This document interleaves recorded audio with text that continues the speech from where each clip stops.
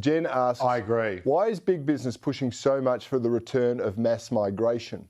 Now, I understand it from an economic point of view, but it's really not in the interest of Australia right now because we've got so many pressures that are going on in our cities and people's way of life is actually going backwards or seem to be so.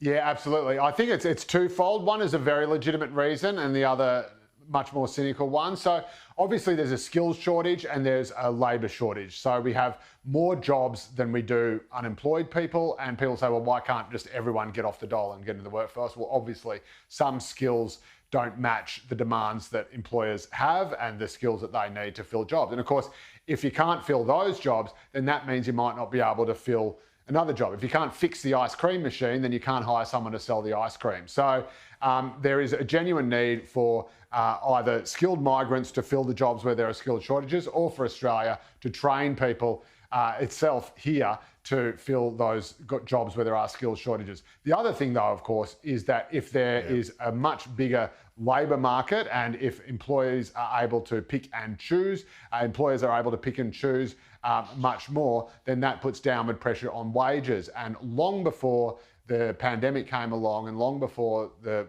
Fair Work Commission gave workers on the minimum wage 5% and a bit, wages were flatlining or going backwards in real terms. And so it's actually a real shame that it's taken something as horrendous as the COVID restrictions to actually get wages back on the up and up again. And yet when they finally do, it's a massive inflation